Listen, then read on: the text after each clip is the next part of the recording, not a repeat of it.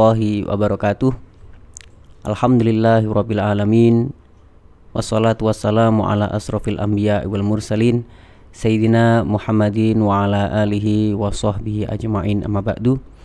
Yang kami muliakan Kepala Madrasah Mandua Banyuwangi Dr. Handes Haji Sayroji MAG.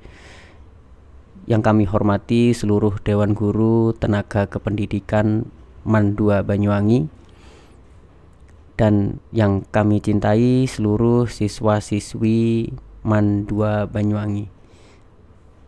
Tak tertinggal pula seluruh subscribers, viewers YouTube channel Mandua Banyuwangi. Alhamdulillah kita bisa bertemu lagi di hari ini untuk melanjutkan program kita Ayo Ngaji di pengajian kitab Al-Arba'in An-Nawawiyah. Langsung saja marilah kita mulai.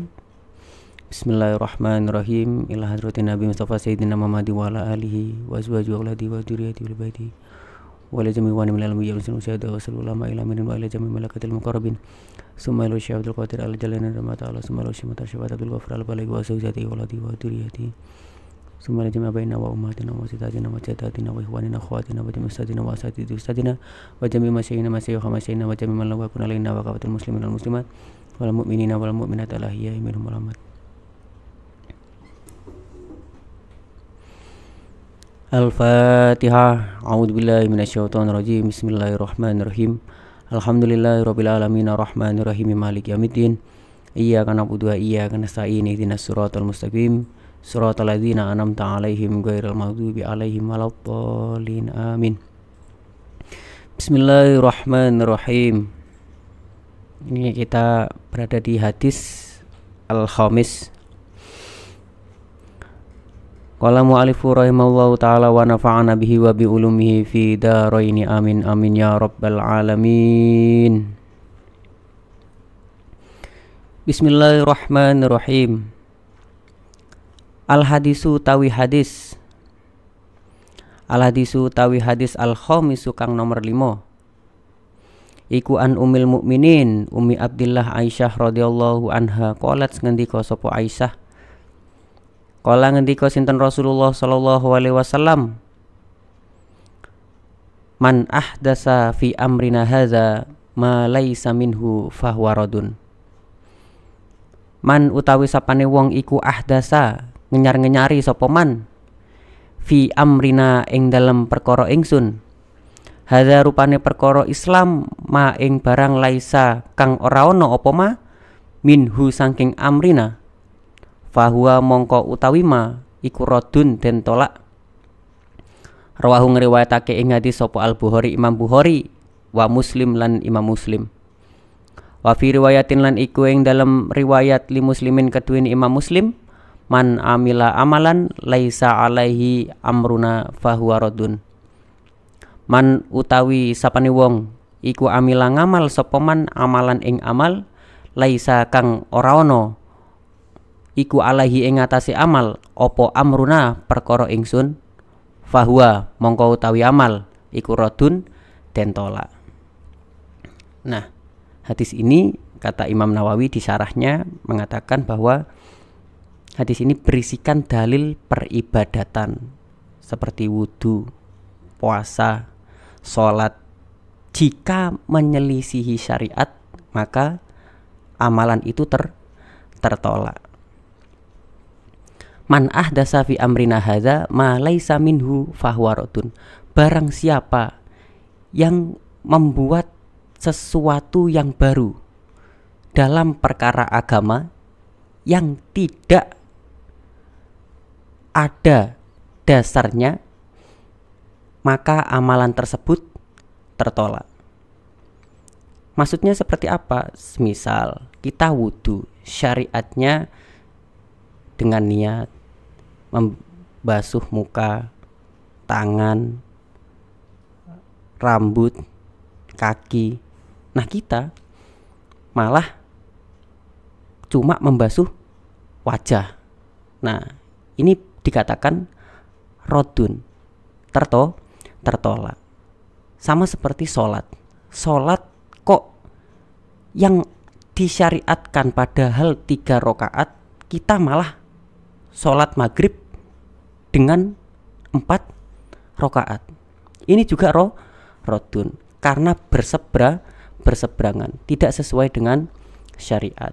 Atau puasa yang seharusnya subuh sampai maghrib, kita kok malah puasa subuh sampai jam 10 pagi, maka puasa itu rodun, tertolak. Kalau kata Imam Muslim, di riwayatnya Imam Muslim, man amila amalan laisa alaihi amruna fahuwa rodun. Barang siapa yang mengamalkan suatu amal yang tidak ada di ajaran kami, maka amalan itu tertolak.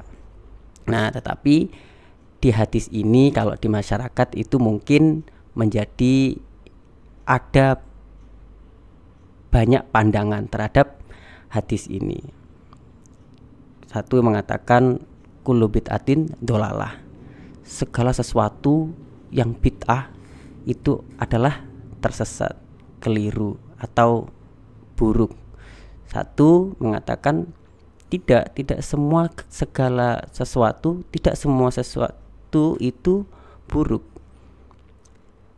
Ada yang baru tetapi itu juga bagus. Yang dikatakan oleh Imam Syafi'i tentang bid'ah itu adalah ma uhdisa wa khalafa kitaban wa sunnatan wa ijma'an au asar fahuwa al bid'atu dolah.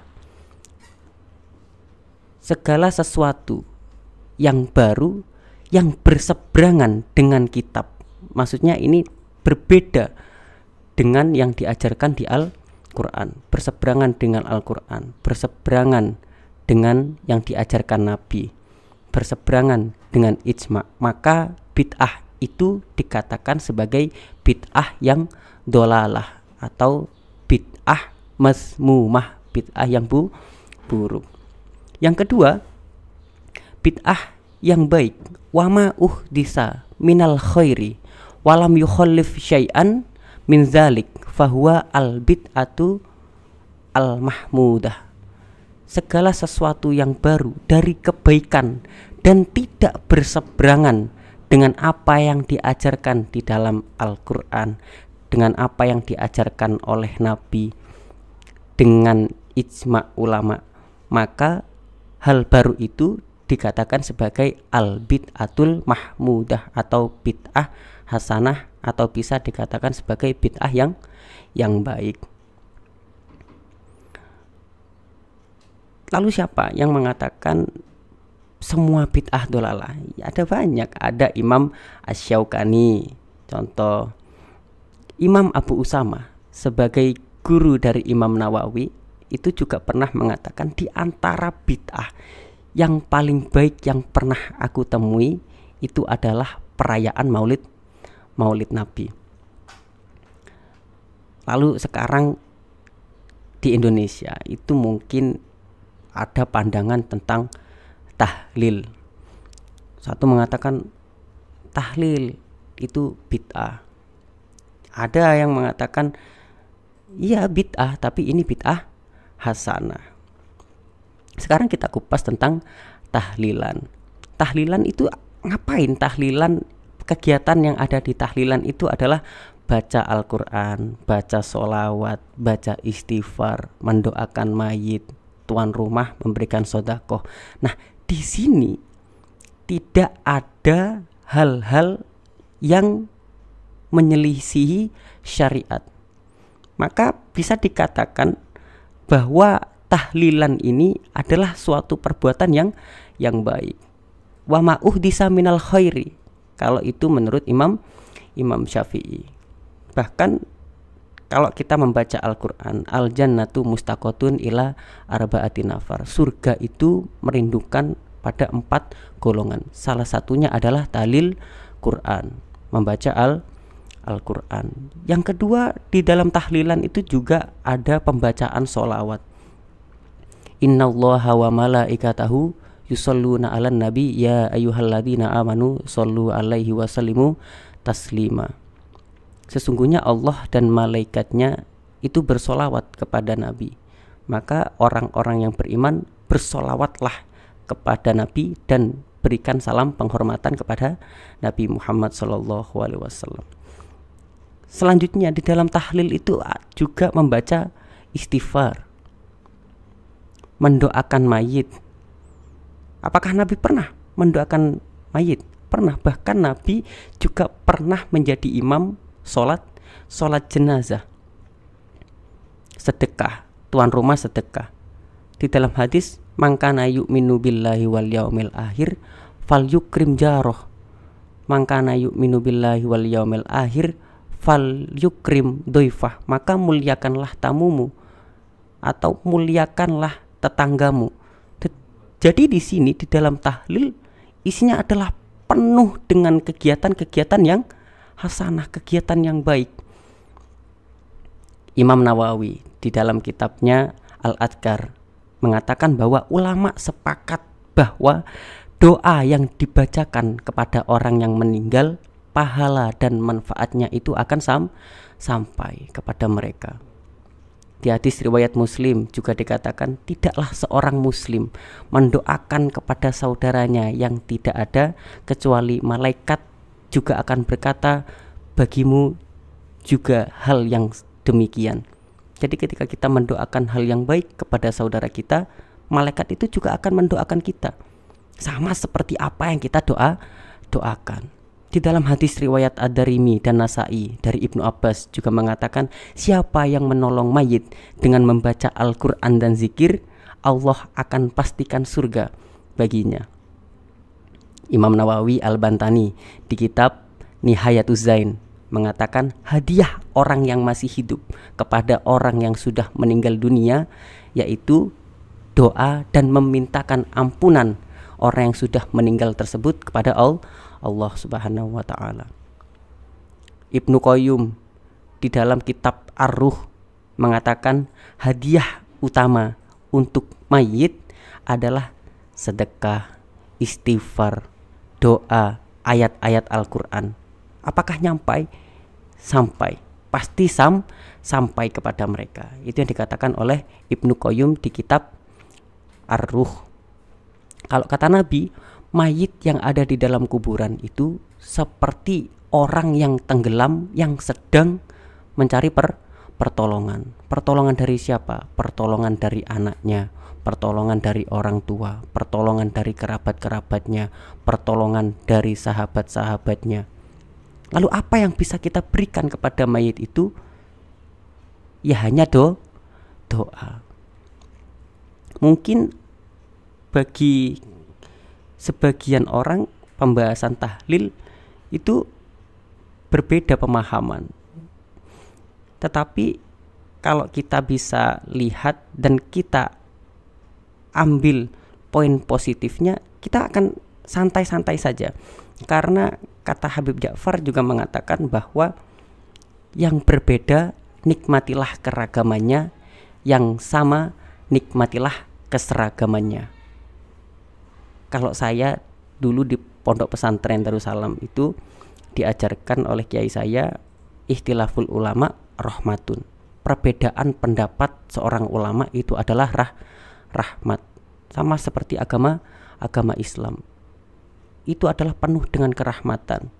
Yang perlu digarisbawahi adalah tidak ada faktor atau sikap pemaksaan. Jika kita yang berbeda agama saja bisa bersatu di dalam satu negara, lantas kenapa kita dengan dalil yang sama, kitab yang sama, nabi yang sama, justru mendambakan perpecahan? Maka andaikan kita berbeda, dinikmati saja. Ikhtilaful ulama rahmatun. Mungkin itu saja yang bisa saya sampaikan untuk hadis Khamis. Semoga bisa bermanfaat barokah bagi kita semuanya. Wallahu muwaffiq ila aqwamit thoriq. Wassalamualaikum warahmatullahi wabarakatuh.